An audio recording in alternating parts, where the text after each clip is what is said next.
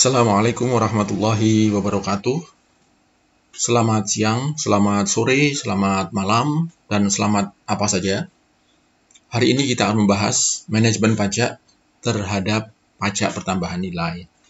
Sebelum kita lanjutkan, silakan Anda semuanya bisa bertanya kepada saya ketika selepas menikmati tayangan ini, slide ini, ada yang mau ditanyakan atau ingin di WA-kan, silakan di nomor yang ada di bawah ini.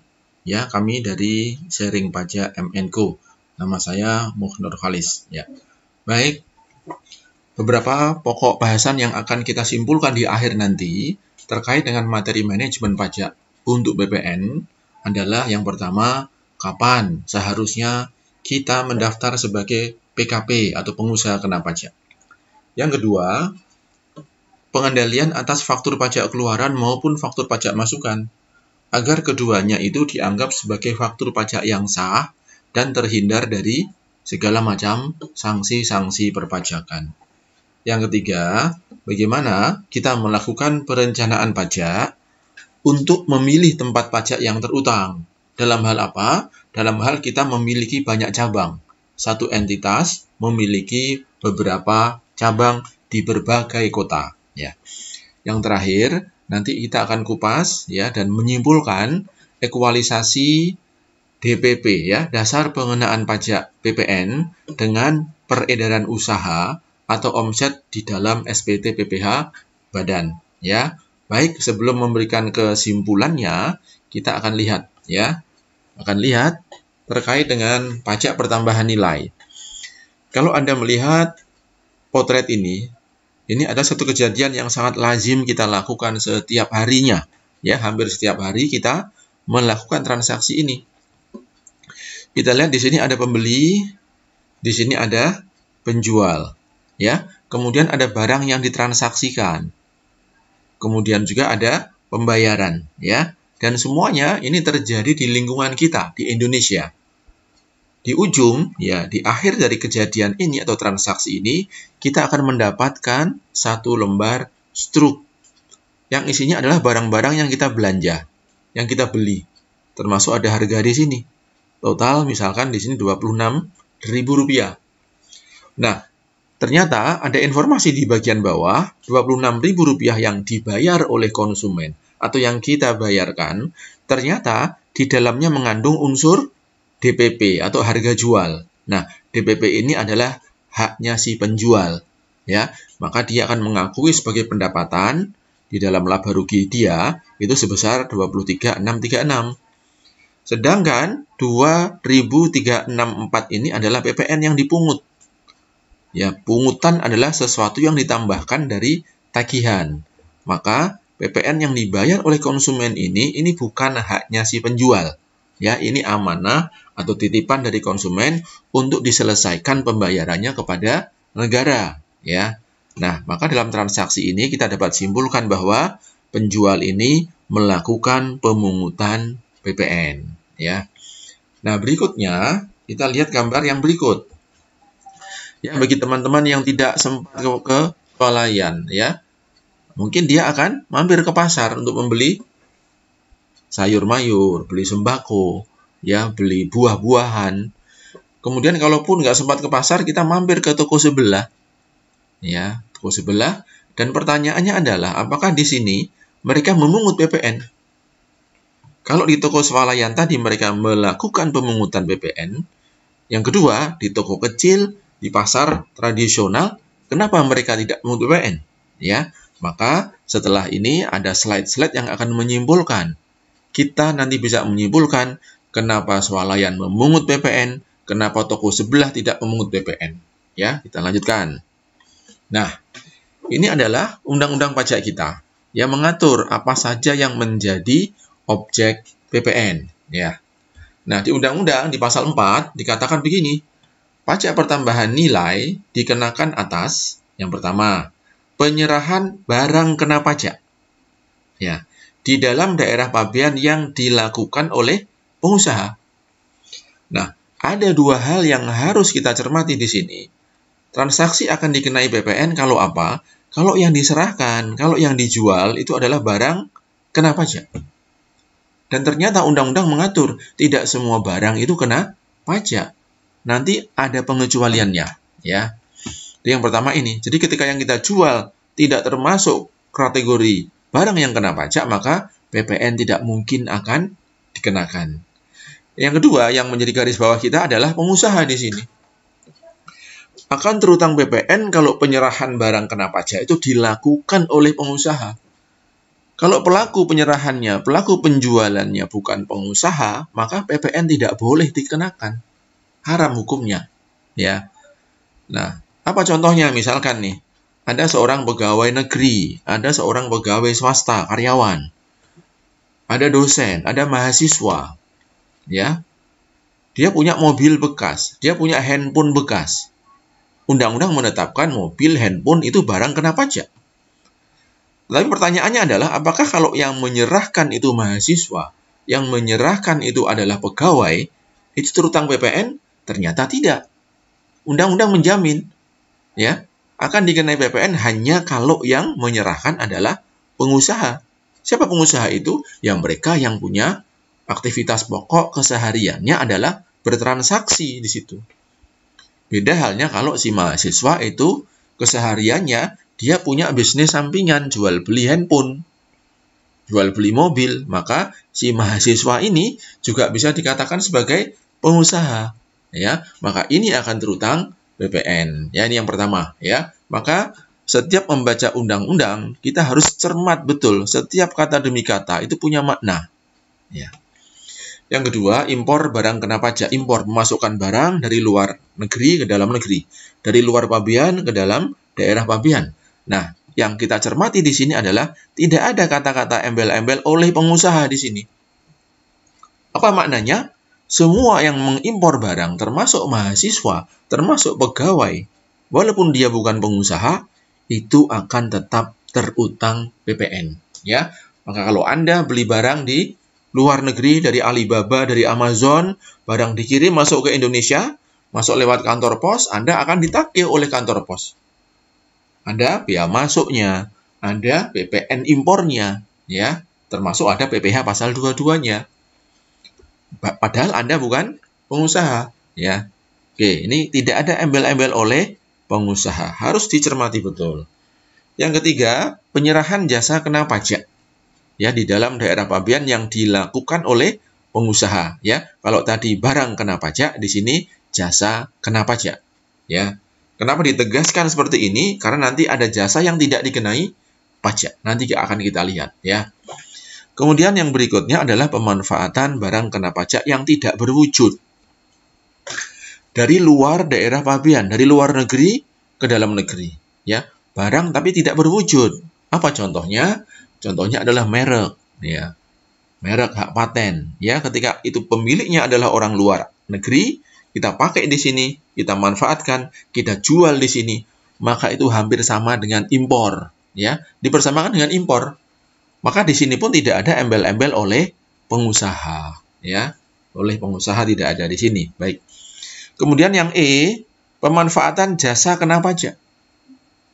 Dari luar pabean di dalam daerah pabean. Ya, yang B, impor barang kena pajak. Ya, ini yang berwujud. Yang D, impor barang kena pajak tidak berwujud. Yang E, itu sama dengan impor jasa kena pajak dari luar daerah pabean. Ya, jadi kita menggunakan pemberi jasa dari luar negeri, kemudian jasanya dimanfaatkan di Indonesia. Ini pun tidak ada embel-embelnya oleh pengusaha. Ya, maka siapapun yang memanfaatkan jasa orang asing di dalam negeri, maka dia harus membayar PPN 10%. Ya. Kemudian ekspor, ini juga terutang PPN. Ya. Kita lihat embel-embelnya nih, oleh siapa? Oleh pengusaha kena pajak. Ya, tidak sekedar pengusaha saja, ekspor ini akan terutang PPN kalau yang melakukan ekspornya adalah pengusaha yang sudah terdaftar sebagai pengusaha kena pajak. Kalau dia belum terdaftar, maka tidak terutang PPN. Ya. Kemudian juga ekspor barang kena pajak tidak berwujud. Ada kemungkinan pemilik mereknya orang Indonesia, kemudian ada orang asing di luar negeri yang menggunakan merek kita. maka ini pun juga masuk kategori ekspor. Tapi lagi-lagi di ujungnya ada oleh pengusaha kena pajak. Ya. Kemudian ekspor jasa kena pajak oleh pengusaha kena pajak. Ya. Nah, untuk memudahkan kita fokus ke yang pertama saja. Ya. Penyerahan barang kena pajak di dalam daerah pabean di Indonesia kurang lebihnya yang dilakukan oleh pengusaha. Oke, kita lanjutkan. Ini objek pajak yang lain. Ya. Kalau yang tadi diatur pasal 4, ini terkait dengan produk yang kita perdagangkan. Ya. Barang dagangan kita, barang hasil produksi kita. Ini yang terutang PPN. Tetapi ada pasal lain yang mengatur yang itu bukan barang dagangan kita. Ya. Yang pertama adalah ini diatur di pasal 16, ya. Yang pertama adalah ini pasal 16C. Kegiatan membangun sendiri yang dilakukan tidak dalam kegiatan usaha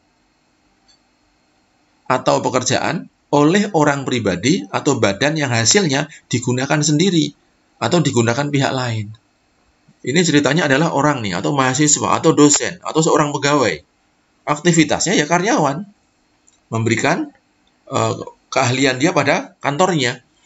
Tapi ketika dia kemudian membangun rumah, dia punya lahan minimal 200 meter, kemudian di atas tanah itu, ya, tanahnya nggak harus 200 ya, yang dilihat bangunannya, ya, tanah 200, dia bikin bangunan 100 meter, tapi 2 lantai, sehingga jadi 200. Ini juga terutang pajak yang jenis ini, namanya PPN kegiatan membangun sendiri, atau PPN KMS. Ya, dan ini tidak harus pengusaha, siapapun yang melakukan aktivitas membangun sendiri, kemudian ditempati sendiri, ini merupakan objek PPN. Ya, PPN-nya kebetulan tarifnya 10% tarif PPN dikali dengan dasar pengenaan pajaknya adalah 20%.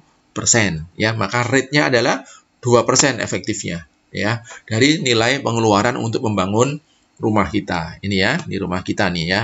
Nah, yang kedua, terutang PPN juga atas apa? Penyerahan barang kena pajak. Barang kena pajak, ya. Berupa apa? Berupa aktiva yang menurut tujuan semula tidak untuk diperjualbelikan. Aktiva yang bukan merupakan barang dagangan kita. Misal kita beli mobil. Kita pengusaha toko sepatu misalnya. Kita retail sepatu. Atau kita swalayan. Atau kita pabrik tekstil, kita beli mobil. Mobil ini tidak untuk kita perdagangkan. Kita bukan dealer mobil. Kita pabrik misalnya. Kita toko misalnya. Nah, suatu ketika, mobil yang kita pakai ini untuk mungkin angkut, ya, untuk angkut bahan baku, barang jadi, untuk marketing. Suatu ketika, 5 tahun kemudian kita jual. Nah, dia akan dikenai PPN gara-gara pasal ini. Pasal 16D di Undang-Undang Pajak kita. Dan ekornya di sini ada oleh pengusaha kena pajak. Maka kalau seorang dosen, seorang pegawai, seorang mahasiswa punya aset, punya handphone, punya mobil, bahkan punya rumah ketika dijual, tidak ada PPN-nya. Kenapa? Dia bukan pengusaha kena pajak. Ya, baik. Ini adalah objek PPN. Ya. Nah, kita mau lihat sekarang beberapa pengertian di dalam Undang-Undang PPN kita. Ya, supaya kita punya satu visi kesepahaman. Ya. Pengusaha, siapa yang dinamakan sebagai pengusaha di situ? Pengusaha adalah orang pribadi, bisa orang, ya, atau badan, ya, bisa CV, bisa PT, bisa koperasi, bahkan bisa yayasan. Dalam bentuk apapun yang dalam kegiatan usahanya atau kegiatan pekerjaannya, jadi yang core bisnisnya, kesehariannya adalah menghasilkan barang, ya, mengimpor barang, mengekspor barang, melakukan usaha perdagangan, dan seterusnya. Ya, ini yang dimaksud sebagai pengusaha. Dia kesehariannya melakukan aktivitas itu. Ya. Kemudian yang disebut pengusaha kena pajak adalah pengusaha. Ya. Jadi yang core bisnisnya tadi, kemudian melakukan penyerahan barang kena pajak. Jadi siapapun yang dia itu punya aktivitas usaha dan yang dia serahkan, penyerahan itu tidak harus dalam pengertian penjualan. Menyerahkan itu bisa memberikan bantuan gratis, cuma-cuma. Ini juga penyerahan. Dan ini juga bagian dari yang terutang PPN.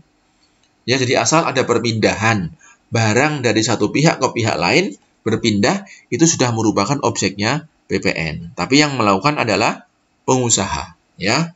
Ini kira-kira yang perlu kita pahami, ya. Barang, ya. Barang adalah undang-undang menyatakan nih, barang adalah barang berwujud yang terlihat, ya, yang terlihat. Bisa itu dia bergerak barangnya, bisa yang tidak bergerak.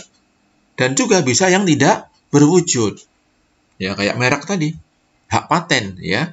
Itu merupakan barang yang tidak berwujud. Karena setiap barang itu bisa menghasilkan manfaat ekonomi di masa depan, ya. Kemudian barang kena pajak. Barang kena pajak adalah barang yang dikenai pajak berdasarkan Undang-Undang PPN. Ditetapkan oleh Undang-Undang PPN, ya. Oke, kita lanjutkan. Biar agak cepat ini, ya. Ekspor sudah biasa, kita paham ekspor, ya. Kegiatan untuk mengeluarkan barang kena pajak dari dalam pabean, dari Indonesia keluar daerah pabean, ya, keluar Indonesia. Oke. Nah, kita akan lebih fokus nih sekarang. Kita akan melihat nih, ya, aspek perpajakan dari suatu transaksi jual beli. Setiap transaksi jual beli pasti melibatkan 3 pihak, ya, 3 makhluk, ya. Ada penjualnya, ada pembelinya, dan ada barangnya atau ada jasanya, ada produknya. Pasti melibatkan 3 pihak ini, ya. Kalau satu tidak ada pihaknya, berarti itu bukan jual beli, ya. Nah, setelah kita potret di sini, ternyata masing-masing pihak ini memiliki wilayah perpajakannya masing-masing. Kita lihat di sini, penjual. Akibat dari transaksi ini, apa yang diperoleh oleh si penjual? Ternyata si penjual mendapatkan penghasilan. Ini penghasilan. Karena ada untung, ada laba.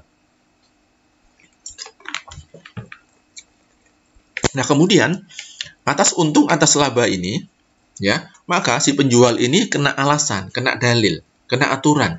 Karena Anda terima penghasilan, maka Andalah yang harus menanggung pajak penghasilan, si penjualnya. Nah, soal bagaimana menghitung pajak penghasilannya, ada beberapa pilihan wajib, ya. Ada mereka yang dikenai tarif kali laba. Ada yang 0,5% kali omset. Ada yang persentase yang lain kali omset. Misalnya apa? Ini pengusaha jasa konstruksi. Setiap penjualan dia kena 2%. Bisa kena 3% dan seterusnya. Ada pengaturannya sendiri. Ternyata yang dia jual adalah properti, real estate. Maka tarifnya adalah 2,5%. Ya, ada aturannya sendiri.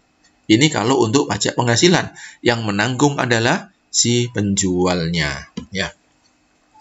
Nah, yang kemudian yang kedua adalah wilayah pembeli. Apa yang diperoleh pembeli dalam transaksi jual beli ini, pembeli akan mendapatkan manfaat. Dengan kata lain, mendapatkan nilai tambah, ya. Bisa kita bayangkan kalau Anda hari ini membeli sabun di swalayan, ya. Maka dengan sabun yang Anda beli, yang Anda konsumsi, maka Anda yang memakai sabun ini adalah menerima manfaat, menjadi lebih segar, menjadi lebih wangi. Inilah nilai tambah yang kita dapatkan. Dan siapapun yang mendapatkan nilai tambah ini punya kewajiban menanggung pajak pertambahan nilai, karena dia mendapatkan nilai tambah.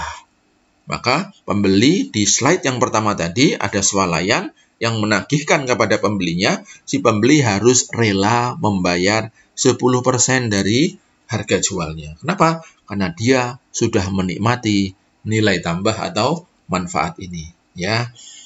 Kita lanjutkan.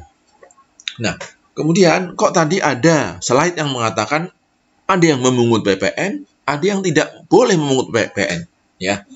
Nah, sekarang kita lihat nih syaratnya apa nih? Syarat pengenaan PPN kepada konsumen. Nah, kita ulangi ya. Di sini ada penjual, ada barang atau jasa, ada pembeli, ya. Transaksi pembelian atau jual beli ini pasti ada penyerahannya, ya. Kalau kita potret kejadian ini, kenapa ini kena PPN? Alasannya adalah karena si penjual ini sudah terdaftar sebagai pengusaha kena pajak. Kalau hari ini kita terdaftar sebagai pengusaha kena pajak, ketika besok kita sudah menjual barang kena pajak, maka besok kita sudah harus memungut PPN. Tidak melihat untung ruginya, tidak melihat berapa total omset kita. Begitu sudah terdaftar sebagai pengusaha kena pajak, kita wajib mengenakan PPN kepada pembeli kita. Dan kita nggak boleh memandang pembeli kita. Mau kaya, mau miskin, mau dia pemerintah, mau yayasan, tidak boleh kita melihat pembeli kita. Karena PPN itu adalah pajak objektif, yang dilihat objeknya, ya. Yang dilihat adalah barang dan jasanya, ya, bukan pembelinya. Maka orang kalau ke swalayan misalkan ada orang miskin, ada gelandangan membeli sabun di sana, maka mereka pun juga harus rela membayar PPN, ya. Ini alasan pertama ya. Untuk dikenai PPN, nih ya syarat PPN, penjual harus sudah terdaftar sebagai pengusaha kena pajak. Atau penjualnya sudah seharusnya terdaftar sebagai pengusaha kena pajak, ya. Siapa yang sudah seharusnya terdaftar adalah mereka yang omsetnya sudah melebihi 4,8 miliar dalam 1 tahun. Ya. Nah, kemudian yang kedua, atas barangnya atau atas jasanya, undang-undang menetapkan sebagai barang kena pajak atau jasa kena pajak. Kalau yang diserahkan bukan barang kena pajak, misalnya, undang-undang menetapkan beras itu bukan barang kena pajak.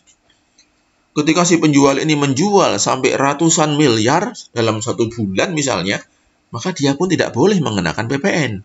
Kenapa? Karena barang yang diserahkan itu bukan barang kena pajak. Ya, tidak boleh ditambahi PPN. Tapi kalau si penjualnya ada untung, dia tetap wajib membayar pajak penghasilan. Ya.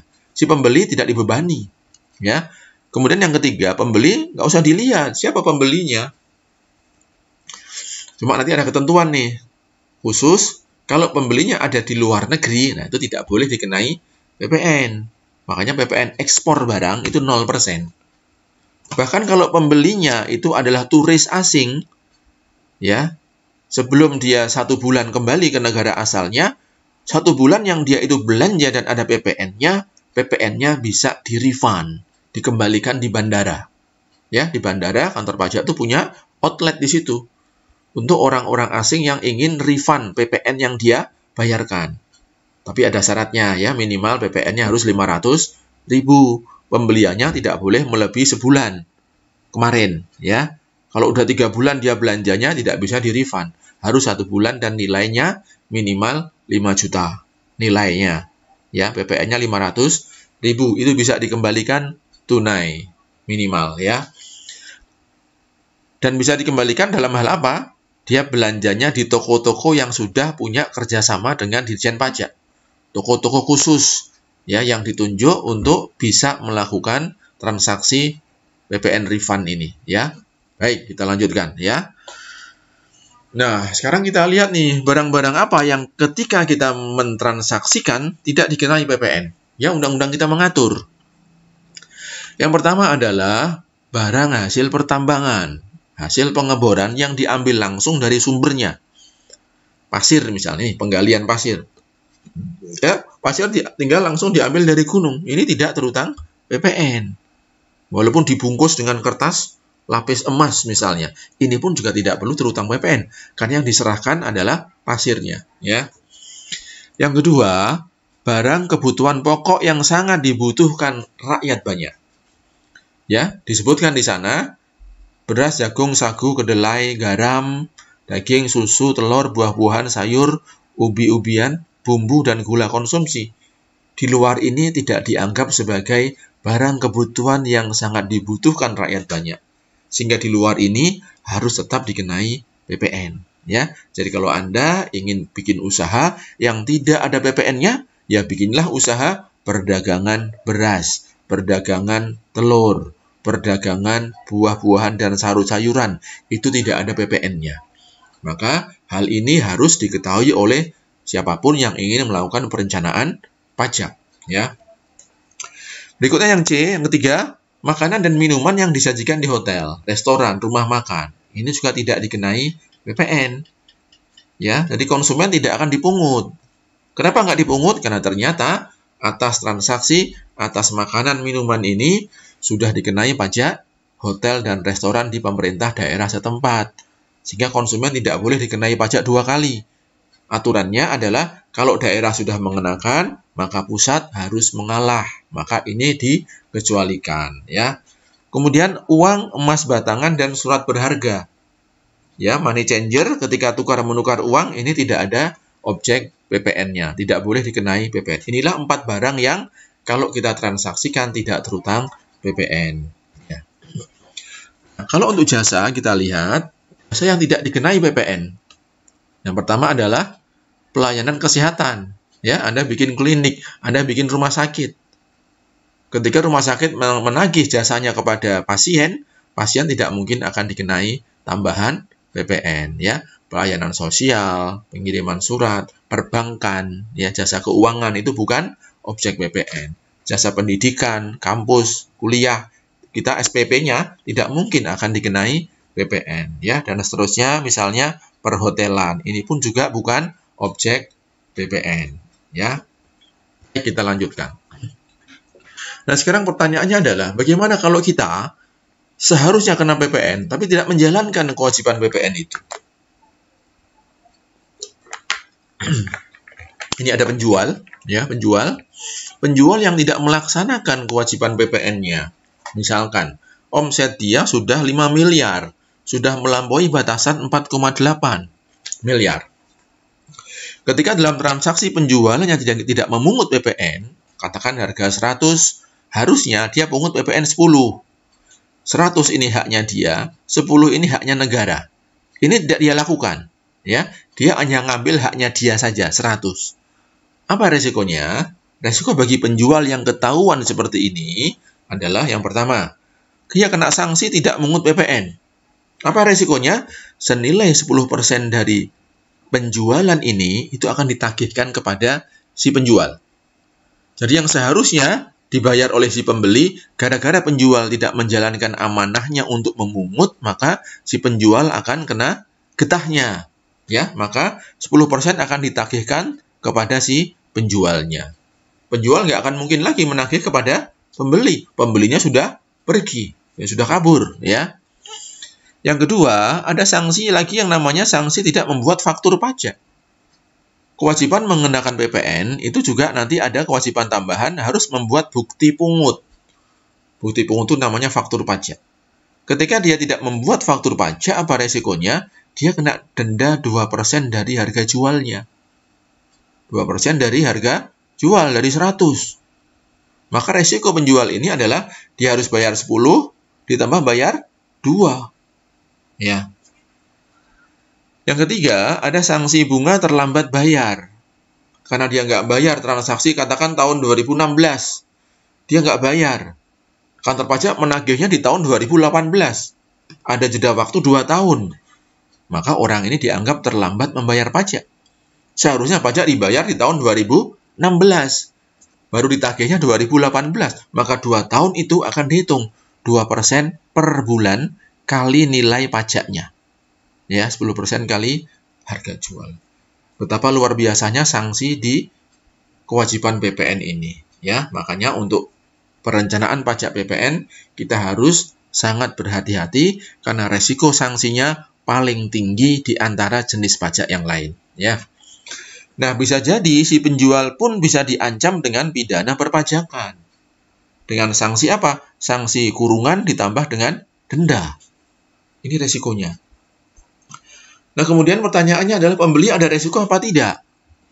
Ya, karena waktu transaksi dia nggak bayar. Nah, pembeli ternyata ada resikonya.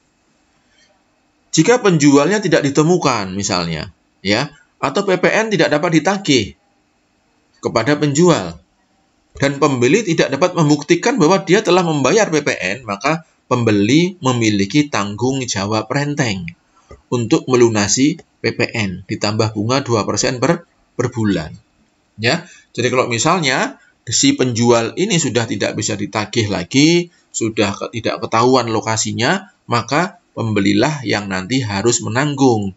Karena pada dasarnya pembeli inilah yang dulu seharusnya membayar tambahan ini. Ya. Tapi kalau si penjual yang ketahuan bisa dilacak oleh kantor pajak, maka pembeli tidak akan kena beban. Yang dibebani adalah si penjualnya. Ya, ini adalah resikonya. Baik. Sekarang kita lihat nih ya, transaksi prakteknya. Ya, praktek transaksi jual beli terkait PPN, ya. Nah, kita ada di warna biru ini ya. Kita ada yang di warna biru, ya. Jika toko kita non PKP. kita nggak terdaftar sebagai PKP ini. Bisa karena kita nggak tahu, bisa karena omset kita belum masuk 4,8 miliar. Nah, kita lihat perjalanan barang yang kita belanjakan ini, ya, yang kita transaksikan. Dari pabrik masuk ke distributor. Ya, distributor membayar senilai harga jual ditambah 10, ya, total yang harus dia bayarkan 110, ya. Nah, ketika si distributor sudah belanja di sini, maka distributor akan menjual ke toko kita. Ya, barang dijual ke toko kita dengan dia ngambil untung 10. Harga jual 110, PPN 11. Ya, 10%, maka tagihannya 121. Kita bayar ke dia 121. 110 itu harga barangnya, PPN-nya 11. Nah, kalau kita mau mengambil laba Rp22, maka tinggal kita tambahkan saja. Total tagihan yang kita bayarkan 121 ditambah dengan 22. Harga jual kita adalah 143. Maka untung kita di sini adalah Rp22, ya, Rp22. Oke. Nah, kalau kita lihat distributor di sini misalnya, berapa PPN yang dia setorkan ke kantor pajak? Waktu dia belanja ke pabrik, ya, waktu dia belanja ke pabrik, dia bayar 100 ke pabrik, kemudian dia bayar PPN 10. Nah, 10 yang dibayarkan oleh distributor ini, anggapan distributor adalah 10 ini titipan ke negara, titipan ke kantor pajak. Bahwa yang namanya titipan ini bisa diambil kembali. Jadi undang-undang pajak kita mengamanahkan sebetulnya, hai distributor, kalau Anda sudah membayar, menitip melalui pabrik di sini, maka Anda boleh ngambil titipan itu melalui transaksi penjual Anda ke toko. Jadi ketika distributor menjual kepada toko di sini, dia boleh ngambil titipan yang 10 ini. Nah, ternyata bulan yang sama di sini, dia mengambil titipan 11 dari toko. Padahal hak dia cuma 10 saja. Ya, maka di sini ada perhitungan, dia ada pajak masukan. Pajak masukan ini adalah titipan dia lewat pabrik, ya. Titipan PPN dia di negara lewat pabrik, kemudian dia dapat dari konsumen. Konsumen nitip lagi nih untuk disetorin ke negara. Dapatnya 11. Karena dapat uang 11, ternyata dia sudah pernah nitip di pabriknya, maka dia tinggal setor 1 saja. Maka distributor tidak membayar 11 ini, tapi dia bayar 11 dikurangi yang sudah dia titipkan ke pabrik di sini 10. Ya, maka distributor hanya membayar selisihnya saja. Ya, selisihnya saja. Oke, kita lanjutkan. Nah, jika toko ini terdaftar sebagai PKP ini ceritanya.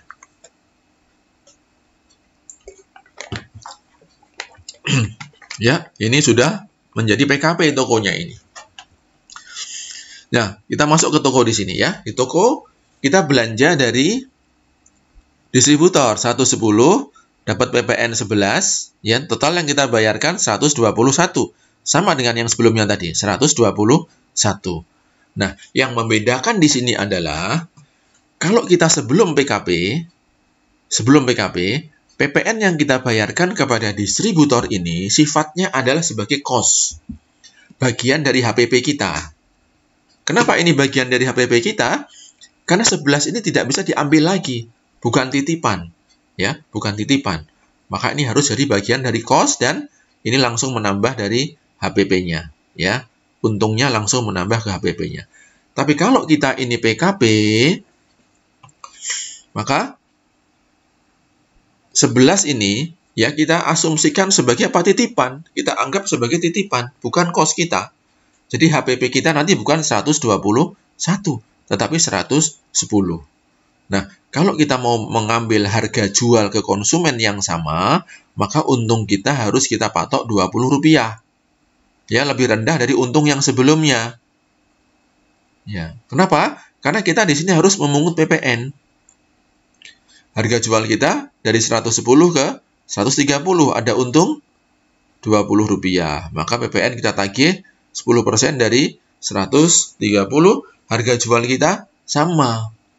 Yang membedakan apa? Untung kita berkurang Rp2.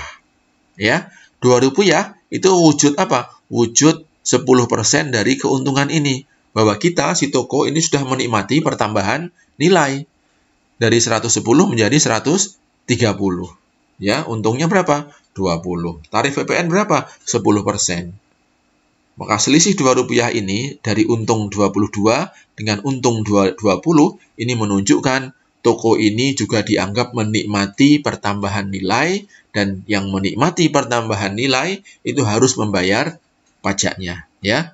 Nah, kalau kita potret kewajiban pajak toko kita ini, waktu kita menjual, ya, kita mendapatkan dari konsumen 13. Ini waktu kita menjual, ya. Karena harus kita pungut dari konsumen. Tapi apakah 13 ini kita bayar semuanya ke negara? Ternyata tidak. Kenapa? Karena waktu belanja, kita sudah nitip nih. Membayar ke distributor PPN sama dengan sudah nitip di negara. Dan titipan di negara itu bisa kita ambil dari konsumen ini. Sehingga di akhir bulan, tiap akhir bulan, kita menghitung berapa titipan di negara, berapa yang diambil dari konsumen. Nah, selebihnya inilah yang kemudian diberikan kepada negara. Ya, karena hak kita cuma untuk ngambil 11, dapatnya 13. Yang 2 harus dikembalikan ke negara. Atau kalau misalnya nih, bulan ini kita nggak jualan, ya, karena ada pandemi corona misalnya. Kita nggak jualan, tutup 1 bulan. Sementara bulan yang sama kita ada belanja 11. Maka pajak keluarannya 0, pajak masukannya 11. Sudah nitip di negara 11, tapi dia nggak dapat dari konsumen 0. Maka kita boleh minta dari kantor pajak 11. Ambil titipan kita setiap bulannya, ya. Itu ada mekanismenya, ya. Maka kesimpulan dari transaksi jual beli ini adalah setiap pihak atau entitas yang mendapatkan nilai tambah itu harus membayar PPN atas nilai tambah itu, ya. 10% dari nilai tambah yang dinikmati. Distributor untungnya Rp10. Maka dia harus bayar Rp1 ini, 10% dari 10. Toko ada untung 20, maka dia bayar 10% dari 20. Ya, ini kurang lebih hakikat dari pelaksanaan kewajiban PPN. Nah, sekarang kita masuk kepada kesimpulan kita, ya, tentang manajemen pajak kita.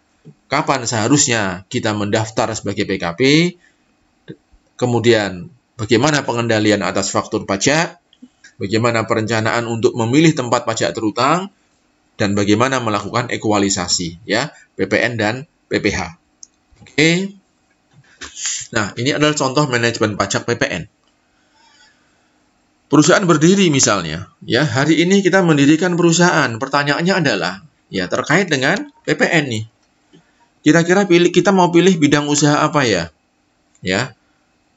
Nah, pemilihan bidang usaha nanti kita harus lihat nih aspek pajak penghasilannya bagaimana, aspek PPN-nya bagaimana. Kalau pajak penghasilan mau tarif yang 0,5%, tarif umum atau tarif yang lain, itu silahkan, ya. Harus kita pilih, kita pertimbangkan. Yang kedua, perlakuan PPN-nya bagaimana nih? Kalau kita pengen kena PPN atau pengen tidak kena PPN, ya harus ada alasannya. Misalkan nih, kita tidak pengen nih kena PPN nih. Ribet PPN, administrasinya repot, kita nggak punya SDM, maka kita ya mau nggak mau harus selalu jadi pengusaha kecil saja. Omset kita selalu di bawah 4,8 miliar. Begitu omsetnya naik, ya kita bikin usaha baru lagi. Kita bikin entitas baru lagi. Tapi yang seperti ini kan kita nggak akan pernah jadi pengusaha besar, ya. Kecuali memang pengennya yang kecil. Silakan saja, itu memang pilihan, ya. Atau yang kedua, dia tidak mau kena PPN, maka produk yang dia jual harus produk yang non-BKP atau non-JKP. Apa misalnya? Oh, dia cukup bikin rumah potong ayam saja. Kenapa? Produknya daging. Daging bukan barang kena pajak. Maka nggak akan pernah ada PPN-nya di situ. Kemudian penggilingan padi, ya. Outputnya apa? Beras. Distributor beras. Outputnya adalah beras yang diperdagangkan. Ini juga tidak akan kena PPN. Klinik dokter tidak ada PPN-nya. Toko-toko kecil yang di bawah 4,8 miliar. Ini pun tidak kena PPN, ya. Ini pilihan. Nah, kalau dia memang pengen kena PPN, berarti dia memilih jadi pengusaha besar, ya. Pengusaha kecil itu adalah ini, Pak. Yang peredaran usahanya, omsetnya tidak melebihi 4,8 miliar setahun, ya. Nah, ini pilihannya. Contohnya misalnya apa? Ya kita bikin pabrik saja karena kita pengen besar, ya, pengen berkembang. Kita distributor semua jenis barang. Kita jadi kontraktor. Nah, ini adalah pilihan nih. Ya, memilih apakah kita mau kena PPN atau tidak kena PPN dari seluruh aktivitas usaha kita. Oke. Berikutnya nih. Setelah beroperasi, misalnya hari ini kita beroperasi, berjalan sekian bulan, pertanyaannya adalah kapan mendaftarkan diri menjadi pengusaha kena pajak? Ya, tidak sekedar NPWP saja. Perusahaan berdiri, hukumnya wajib punya NPWP. Tapi untuk menjadi PKP, hukumnya belum wajib. Ya, belum wajib. Nah, wajib itu kapan? Itu hukumnya adalah ketika sudah melampaui 4,8 miliar. Misalkan hari ini kita mendirikan satu PT misalnya, bulan-bulan Agustus omsetnya sudah 4,8 miliar. Maka bulan September kita sudah harus mendaftarkan sebagai pengusaha kena pajak, ya. Nah, ini pilihan, ya. Ada perusahaan yang sejak berdiri sudah langsung dia bikin NPWP sekaligus mendaftarkan untuk menjadi PKP. Boleh apa tidak? Boleh, ya. Nah, persyaratan untuk pilihan ini adalah karena semua pembelian kita sudah ada pajak masukannya. Ya, kita membeli dari perusahaan-perusahaan yang PKP. Itu lebih menguntungkan kalau kita memang menjadi PKP juga. Karena PPN yang kita bayarkan itu nanti bisa di-cross-kan, dikurangkan dari pajak keluaran, ya. Di alasan pilihan ini apa? PPN yang dibayarkan kepada supplier dapat dikreditkan, ya, sebagai titipan, ya. Bisa dikurangkan, bisa restitusi di sini, ya. Kemudian bisa jadi sejak berdiri kita sudah PKP. Kenapa alasannya? Pembeli mensyaratkan kita harus menerbitkan faktur. Contoh misalnya pemerintah. Kalau kita jadi rekanan pemerintah, syaratnya apa? Kita sebagai rekanan supplier pemerintah harus terdaftar sebagai PKP. BUMN juga sama, ya. Maka sejak berdiri kita sudah harus menjadi pengusaha kena pajak. Atau pilihannya bisa juga menunggu omsetnya kalau sudah melampaui 4,8 miliar. Dalam hal apa kita memilih ini? Ternyata supplier kita tidak semuanya itu PKP. Mereka tidak bisa mengeluarkan faktur pajak. Nah, apa repotnya? Ketika kita terlanjur PKP, maka harga jual kita tidak dapat bersaing di pasar. Ya.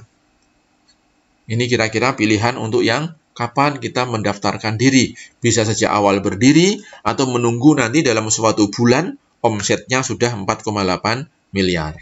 Oke. Sekarang kita lihat nih, ya, bagaimana mengendalikan faktur pajak. Supaya apa? Tidak kena resiko sanksi. Jadi ceritanya di sini perusahaan sudah terdaftar sebagai PKP, ya. Nah, bagaimana pengendaliannya? Nah, untuk kita membuat faktur pajak keluaran, ya, ada aturan-aturannya. Kapan faktur itu harus dibuat? Yaitu apa? Saat penyerahan BKP. Gampangannya adalah begitu invoice hari ini keluar, hari ini faktur pajak sudah harus dibuat. Ya, saat penyerahan barang. Atau yang kedua nih, saat penerimaan pembayaran. Barangnya baru dikirim bulan depan. Sekarang dia sudah bayar DP. Maka atas DP yang dia bayarkan, itu harus dibuat faktur pajak. Hari ini bayar DP, hari ini tanggal ini faktur pajak juga harus dibuat. Terlambatnya membuat faktur, apa resikonya? Denda 2% dari harga jual. Bisa dibayangkan kalau harga jualnya 100 miliar, maka 2% dari 100 miliar, 2 miliar. Hanya gara-gara salah membuat tanggal. Ya, harusnya tanggal hari ini, kita buat tanggalnya besok. Resiko, ya. Kemudian saat menerima pembayaran termin. Ya, ini kalau konstruksi. Tiap termin, kita tagih termin, faktur pajak harus kita buat. Ya. Atau kalau kita rekanannya pemerintah, supplier pemerintah, setiap menyampaikan tagihan, sudah harus dibuat faktur pajaknya. Kemudian faktur pajak harus memuat nih item-item ini. Nama, alamat, NPWP. Ini harus lengkap, ya. Harus lengkap semua ini. Dari A sampai G, semuanya harus ada. Tidak lengkap, resikonya apa? Sanksi 2%. Ya. Kemudian, atas faktur pajak masukan, ini pun juga pastikan setiap pembelian yang dilakukan dengan pemasok yang PKP. Jangan beli pemasok yang tidak bisa mengeluarkan faktur pajak. Rugi kita nanti. Tidak bisa mengkreditkan. Ya. Kemudian pastikan pengisian faktur pajak itu lengkap terisi semuanya. Kalau nggak lengkap, nanti faktur pajak dianggap tidak sah. Tidak sah itu artinya apa? Tidak dianggap titipan. Kita tidak bisa mengklaim kepada negara. Rugi, uang itu hangus. Ya. Kemudian pastikan faktur pajak itu harus didukung dengan arus uang. Ya, ada uang keluarnya, memang kita bayar barang-barang itu. Ada arus barangnya, ada tanda terima masuk gudang kita. Ada arus dokumen, dokumennya lengkap dari PO, surat jalan, invoice, ya kwitansi, semuanya harus ada. Ya, ini untuk mengendalikan agar atas faktur pajak itu kita tidak memiliki kerugian di sana. Ya.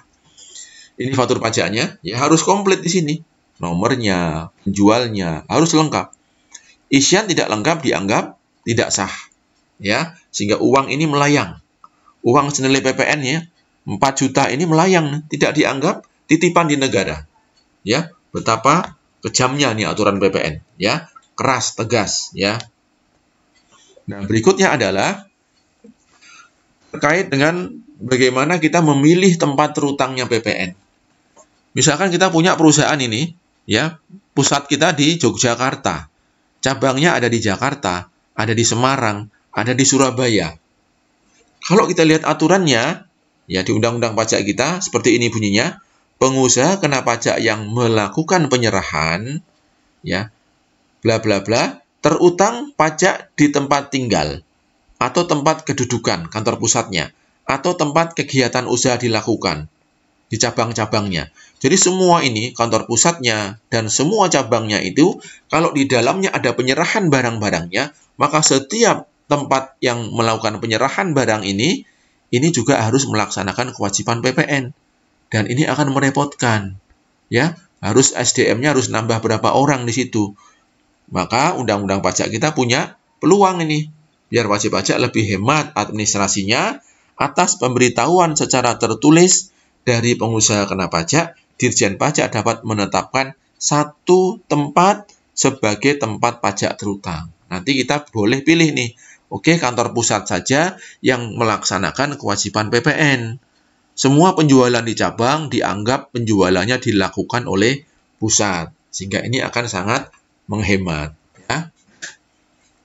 Nah, kita yang terakhir adalah, kalau kita diperiksa oleh kantor pajak nih, ya, ceritanya perusahaan sudah melaporkan semua kewajiban PPN-nya. Dari memungutnya, menyetornya, melaporkannya. Nah, ketika diperiksa oleh kantor pajak nih, ada jawaban konfirmasi faktur pajak masukan atas pembelian kita. Kantor pajak tidak menemukan, ya, konfirmasinya tidak ada. Dia konfirmasi kepada kantor pajak penjual. Kantor pajak lokasi si penjualnya. Ternyata kantor pajak mengatakan, oh, penjualnya nggak jualan kok ke tempat kita. Nah, ya, jika pemeriksaan dilakukan oleh DJP, pemeriksa itu pasti akan mengkonfirmasi atas kebenaran faktur pajak masukan. Jika konfirmasinya negatif atau tidak ada, akan mengakibatkan apa? Pajak masukannya tidak diakui.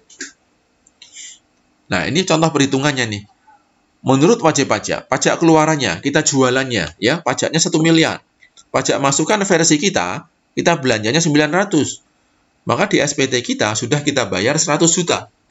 Sudah kita bayar, sudah kita laporkan. Ketika diperiksa, ternyata kantor pajak menemukan nih, dari 900 ini ternyata yang ada jawaban konfirmasinya 700, yang 200 nggak ada konfirmasinya. Nah, kebiasaan teman-teman di kantor pajak itu adalah yang tidak ada konfirmasinya ini kemudian dianggap tidak sah. Ya, sehingga dikeluarkan. Apa resikonya?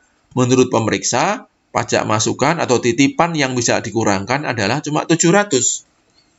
Kurang bayar kita seharusnya 300. Kita sudah bayar 100. Ada kekurangan 200. Kantor pajak akan menagih kita.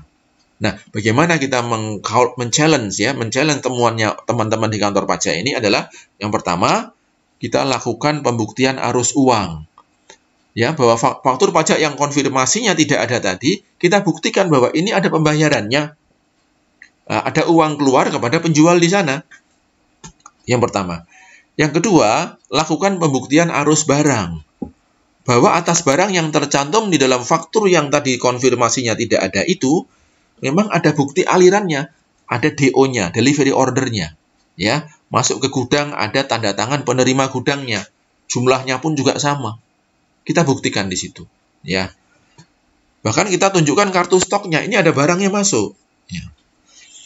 Yang ketiga, lakukan pembuktian arus dokumen bahwa atas faktur pajak yang kantor pajak tidak menerima konfirmasinya itu sudah lengkap dari order kita, ya. Kemudian dibuatkan oleh penjual kita sales kontraknya. Dikirim, dia ada surat jalannya. Kemudian ada invoice-nya, ada pembayarannya, ada rekening banknya, pendebetannya. Lengkap semuanya. Terakhir, kita minta ke penjual kita. Penjual, saya pinjam SPT-nya. Tolong dikopikan SPT-nya dan munculkan yang nama kami, nama kita. Maka akan muncul bahwa ternyata SPT mereka sudah memasukkan nama kita. Ya, jadi kadang-kadang sistem di kantor pajak itu kadang-kadang ada masalah sehingga yang sebetulnya itu ada di laporan SPT-nya penjual, sistem mengatakan tidak ada. Nah, ini adalah beberapa hal yang terkait pengendalian PPN. Nah, yang terakhir di sini terkait dengan ekualisasi. Ya, setiap kantor pajak pasti setelah menerima semua laporan pajaknya secara lengkap, SPT masa, SPT tahunan, kemudian secara sistem kantor pajak akan membandingkan, ya, antar laporan itu dibandingkan. Nah, terkait objek yang sama itu akan muncul di SPT PPN. Dia menyajikan penjualan, ya. SPT PPH juga menyajikan penjualan. Nah, ada kalanya perbandingan antara SPT PPN dengan SPT PPH itu beda. Di PPN objeknya 25 miliar contohnya. Di PPH penjualannya cuma 22 miliar. Ada selisih 3 miliar. Nah, ketika selisih seperti ini, maka teman-teman di kantor pajak akan memberikan surat pada kita, mempertanyakan, kok ada selisih? Pertanyaannya adalah, boleh atau tidak selisih itu? Ternyata, selisih itu sah-sah saja. Kenapa? Karena selisih itu dapat disebabkan oleh yang pertama nih, pencatatan kurs yang berbeda antara kurs pengenaan PPN dan kurs untuk mencatat pendapatan di akuntansi. Ya, kita tahu bahwa untuk menghitung pajak itu di Menteri Keuangan setiap hari Senin seminggu sekali mengeluarkan kurs Menteri Keuangan. Ya, maka untuk membayar PPN setiap kurang bayar setiap bulannya termasuk ekspornya menggunakan nilai kurs Menteri Keuangan. Tetapi kalau untuk mencatat akuntansi, katakan penjualannya dalam valuta asing, maka kursnya adalah kurs tengah BI, ya. Jadi invoice yang sama, kalau untuk PPN, kursnya menggunakan kurs Menteri Keuangan. Setiap hari Senin keluarnya. Kalau untuk mencatat pendapatan di akuntansi, maka invoice itu, yang valuta asing itu, dikalikan dengan kurs tengah BI. Tentunya pasti akan berbeda, ya. Tidak mungkin akan sama ketika kita jualannya pakai valuta asing, ya. Yang kedua, ada pemakaian sendiri produk kita. Kita produksi mie instan misalnya, ya. Nah, kadang-kadang kita karyawan kita lembur dan dia butuh makan, diambil langsung dari gudang kita misalnya, mie instan, kemudian dinikmati oleh karyawan kita. Ini objek PPN juga. Sementara di akuntansi itu nggak dicatat sebagai penjualan. Secara PPN itu objek, secara PPH itu bukan objek, ya. Jadi pasti akan berbeda ketika di dalamnya ada transaksi pemakaian sendiri, ya. Kemudian yang ketiga, objek PPN terdapat di penghasilan luar usaha. Ya. Teman-teman di kantor pajak kadang-kadang membandingkannya hanya pendapatan pokok saja. Sementara PPN ini juga mengandung pendapatan di luar usaha. Misalkan ini penjualannya wajib pajak kita ini adalah tekstil misalnya, pabrik tekstil. Nah, dalam tahun yang sama, pabrik tekstil ini pernah menjual mesin misalnya. Mesin yang idle, mesin yang nganggur dia jual. Ada laba misalnya. Itu muncul di penghasilan luar usaha, tidak muncul di penjualan, tapi terutang PPN juga. Ya, maka perbandingan antara penjualan dengan objek PPN tidak bisa match, tidak bisa head to head, ya. Karena objek PPN itu bisa bermacam-macam. Bisa dari penghasilan usahanya, bisa juga muncul dari penghasilan luar usaha, ya. Kemudian di PPN juga sama, ya, sudah terutang PPN kalau pembayaran di muka. Barang belum dikirim, ya, belum ada pengakuan pendapatannya. Tetapi secara PPN karena sudah dibayar, maka sudah terutang PPN dan harus dilaporkan di sini. Jadi kesimpulannya apa? Selisih omset antara laporan PPN dan laporan PPH itu sah-sah saja dan tidak perlu dipermasalahkan dan tidak perlu dikhawatirkan.